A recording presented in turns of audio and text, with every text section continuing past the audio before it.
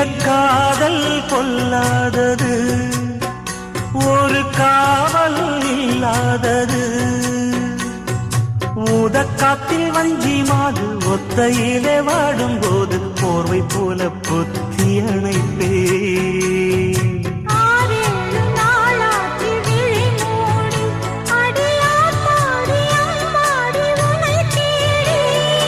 நீதானே மானே என் இளஞ்சோடி, உனை நீங்காது என்றும் என் உயிர் நாடி.